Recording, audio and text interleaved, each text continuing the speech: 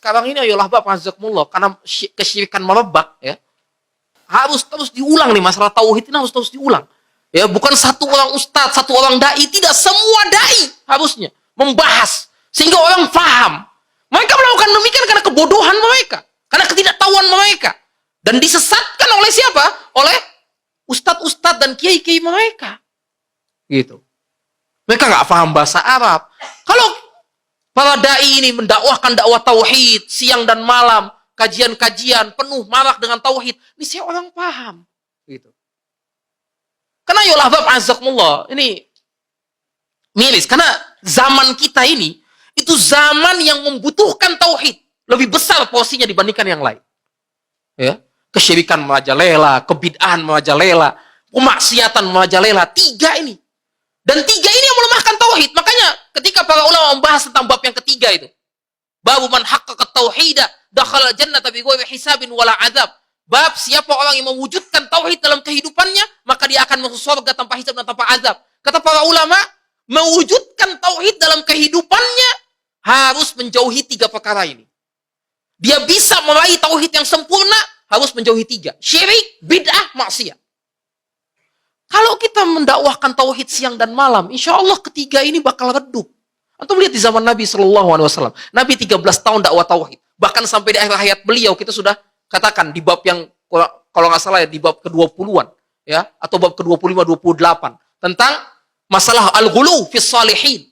Babu fi anna sababa kufri bani Adam. Wa tarkihim dinahum al-ghulu fis salihin. Bab sebab kufurnya anak Adam. Dan mereka meninggalkan agama mereka karena mereka gulu terhadap orang-orang saleh. Di situ Nabi menyebutkan, jangan jadikan apa? La taj'alul qubur masajid fa inni anhaakum an dzalik. Jangan kalian jadikan kubur-kubur sebagai tempat ibadah karena aku melarang kalian. Itu 5 hari sebelum wafatnya Nabi SAW. Tauhid. Gitu. Sedikit kemaksiatan yang terjadi di zaman Nabi. Sedikit. Kemaksiatan terjadi sedikit. Kebidahan nggak ada. Apalagi. Kesyirikan tidak ada. Tapi Nabi wanti-wanti. Syirik besar tidak ada. Tapi syirik kecil Nabi wanti-wanti. Inna akhwafa ma akhafu alaikum asyirkul asghar. Sungguh yang paling aku takutkan atas kalian yaitu syirik kecil. Kalau apa syirkul asghar? Qala ar-riya. Apa itu syirik kecil? Yaitu riya. Nanti akan kita bahas sendiri dalam bab tersendiri. Oleh penulis dibahas. Nanti akan kita bahas apa itu riya dan lain sebagainya macam-macam. Gitu. Makanya ya Allah Bapak azakumullah, penting kita mengulang-ulang pembahasan tentang tauhid. Karena memang zamannya kita hidup di zaman yang penuh dengan kesyirikan, penuh dengan kebid'ahan, penuh dengan maksiat, gitu. Orang banyak yang nggak paham tentang tauhid itu apa. Kita ketika mendakwakan tauhid bukan hanya kepada orang yang membuat syirik, bukan, tapi juga kepada orang-orang yang mengaku mentauhidkan Allah SWT. Kenapa? Karena banyak dari mereka yang nggak tahu apa itu tauhid. Saya mentauhidkan Allah, tapi nggak tahu apa itu tauhid, apa itu perbuatan syirik, sehingga sebagian dari mereka sadar atau tidak sadar jatuh ke dalam perbuatan syirik. Orang yang mengikuti sunnah, yang udah dapat hidayah sunnah, nggak tahu apa tentang tauhid. Yalah Bapak, mau. Berapa banyak buku tentang tauhid yang sudah kita baca? Nggak usah begitu. Usul salasah. Saya yakin depan saya ini yang begitu banyak nih, ya. Usul salasah mungkin sebagian kecil dari antum saja yang sudah tamat. Usul salasah udah pada tamat belum? Nggak usah tamat dulu deh, punya bukunya nggak? Punya bukunya nggak? Ini tahapan yang pertama sebelum kita masuk ke sini nih sebenarnya. Kitab tauhid. Gitu. Makanya ini penting, pembinaan tentang tauhid ini penting. Bukan masalah yang remeh ini, ayolah Bapak azakumullah. Bukan masalah yang remeh. Ini masalah yang besar berkaitan dengan keimanan kita kepada Allah SWT. Karena yang dipelajari di situ adalah zat yang Maha Esa, yang Maha Kuasa, yaitu Allah Subhanahu wa taala. Ini harus kita ulang-ulang terus-menerus. Nggak bisa kita cuman 1 kali, 2 kali, ya, satu momen tertentu. Harus terus, siang dan malam. Nabi SAW nggak berhenti berdakwah sebelum yang lainnya. Bukan berarti kita meninggalkan pelajaran tentang fikih sholat, fikih jual beli. Bukan. Tetap kita ajarkan itu kepada umat. Tapi fokus porsi terbesar, tauhid. Gitu. At-tauhidu awal law kanu ya'lamun, kata para ulama. Tauhid dulu yang paling pertama, paling asas. Kalau seandainya mereka ketahui. Karena ini yang berkaitan dengan kesyirikan dan lain sebagainya, kebobrokan umat dan lainnya. Dan satu umat gak bakal baik kalau tauhid mereka gak baik sama sekali. Itu. Jadi jangan pernah sekalipun kita meremehkan tentang masalah tauhid. Ya, tauhid lagi, bosan kita Ustaz tauhid mulu. Ya sudah, kalau antum bosan, antum sudah paham belum tentang tauhid? Dari A sampai Z tentang tauhid, bagaimana kesyirikan-kesyirikan. Antum sudah bisa menilai bahwa itu syirik dan lain sebagainya, dengan dalil-dalilnya dan lain sebagainya. Bisa tidak? Antum sudah kuasai tentang tauhid itu. Orang yang mentauhidkan Allah saja bisa saja tergelincir ke dalam perbuatan syirik, apalagi orang yang tidak mentauhidkan Allah Subhanahu wa taala, yang enggak tahu sama sekali. Makanya Imam Muhammad bin Wahab dalam kitab beliau Kasyfus Syubuhat, ketika beliau mengambil fikih dari hadis Dzatu Anwat, ya, sahabat, ini bicara tentang sahabat. Antum lihat nanti dalam kitab Kasyfus Syubuhat. Saya sudah bahas Kasyfus Syubuhat, selesai. Selasa sudah selesai, Kasyfus Syubuhat selesai, kita tauhid yang belum selesai. Nah, itu mesti diulang-ulang itu. Beliau mengatakan, seorang alim bisa jadi terjatuh ke dalam perbuatan syirik. Ini faedah yang beliau ambil dari mana?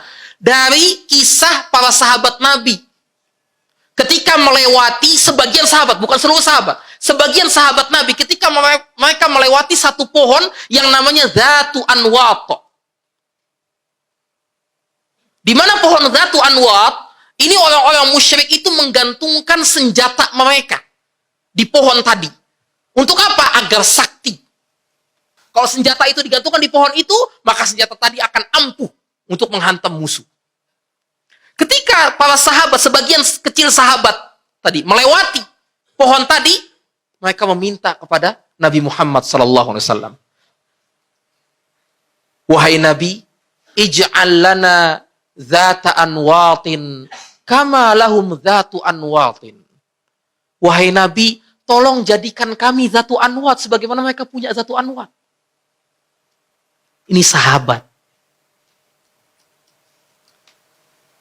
Nabi langsung teriak, Allahu Akbar, inna sunan. Qultum walladzi nafsi biyadihi kama qala Bani Israil li Musa alaihi salam. Allahu Akbar, Allah Maha Besar. Sesungguhnya ini merupakan jalan yang kalian ikuti dari pendahulu kalian. Kalian telah mengatakan sesuatu yang dikatakan oleh Bani Israil kepada Nabi Musa alaihissalam. Ketika Bani Israil sudah ditolong sama Allah. Antum lihat dalam surat Al-A'raf. Ayat 138. Allah mengatakan, wajawazna bi Bani Israil al-bahra fa'atau ala qaumin ya'kufuna ala asnamin lahum. Qalu ya Musa ij'al lana ilahan kama lahum alihah. Qala innakum qaumun tajhalun. Ketika kami sudah selamatkan Bani Israil dari kejaran Fir'aun, bayangin. Udah selamat nih, Allah yang selamatin. Dibelah lautan oleh Nabi Musa AS dengan kekuasaan Allah Subhanahu wa taala. Mereka selamat, Fir'aun ditenggelamkan dengan bala tentaranya. Setelah itu mereka melewati satu kaum yang mereka menyembah Tuhan selain Allah. Apa kata mereka? Ya Musa, ij'al lana ilahan kama lahum alihah. Wahai Musa, jadikan kami Tuhan sebagaimana mereka punya Tuhan. Allahu Akbar. Bayangin tuh. Bani Israil ini udah diselamatin sama Allah Subhanahu wa taala. Jadikan kami Tuhan sebagaimana mereka punya Tuhan. Qala innakum qaumun tajhalun. Kalian ini sungguh bodoh kalian ini. Kata Nabi Musa alaihissalam. Gitu. Jadi kalian telah mengatakan sesuatu, mengucapkan sesuatu sebagaimana yang Bani Israil ucapkan kepada Nabi Musa. Jadikan kami Dzatu Anwat sebagaimana mereka memiliki Dzatu Anwat. Kata Syekh Muhammad bin Wahab mengatakan seorang alim bisa saja tergelincir ke dalam perbuatan kesyirikan tanpa dia sadari. Bagaimana kalau bukan alim? Ayolah bab, azakumullah. Maka ini pentingnya tauhid yang mesti kita ulang-ulang terus-menerus siang dan malam gitu. Makanya antum juga jangan jangan bosen, buku baca tauhid dari awal sampai akhir, ulang lagi dari awal sampai akhir gitu. Jangan bacanya pas mau kajian baru buka buku gitu. Ditanya ini nggak tahu, ditanya itu nggak tahu. Penting ayolah Bapak, azakumullah. Buat pondasi kita, buat pertahanan diri kita. Dari apa? Dari musuh terbesar kita. Kesyirikan yang membuat kita keluar dari Islam. Gitu. Dari kebid'ahan. Dan juga dari maksiat.